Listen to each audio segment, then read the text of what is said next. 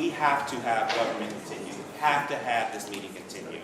That is something that we have medical debt for 400,000 of our Columbus residents that we have to pass money today. There's not going to be funding. Then retract your statement and nothing else. And the genocide and all that. And so what I was told was that if we open the meeting back up, and that's true, that if we open the meeting back up, allow for 2 more speakers to speak, then we'll allow for council members to say something, because they did not. I cut them off. That was my bad. I should have let the council members say something. Then we can have folks speak again. 10,000 Muslims in this community are not going to support this Columbus community anymore. Yep. You have lost that. You have lost the hundreds of thousands of Palestinian supporters in this community. Yep. That means an economic downturn. That means no support to the Ohio State community, no support to the Columbus Crew community, no support to the Columbus Blue Jackets, no support to the Short North, a community funded by us. And it's not just Muslimin. It's not just Arab. Yeah, we came in all ways. We came in we all are- ways. I was born here and I'm not going.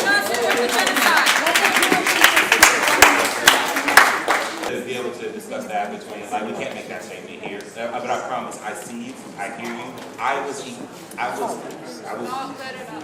is your plan? Yeah, I don't have a plan right now. Yes. So do you want to Hold on. I don't have a plan. Yes, there's can't. I mean,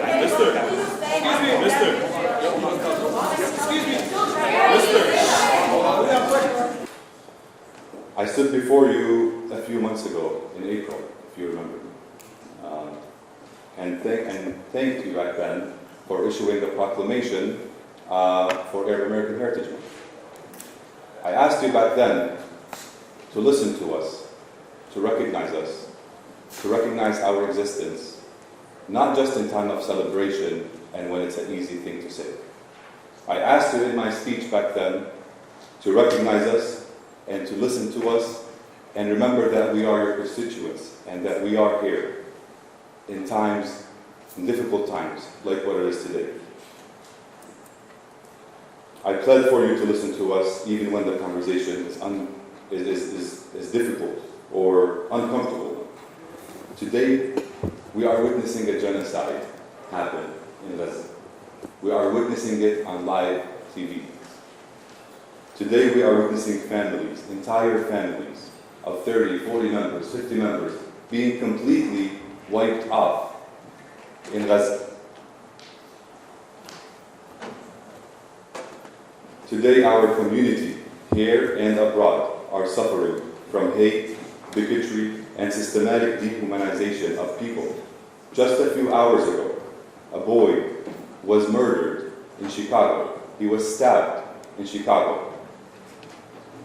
A few days ago on High Street, when we were rallying for people to hear us, just to hear us, a man drove by and tried to drive over one of our protesters in Columbus.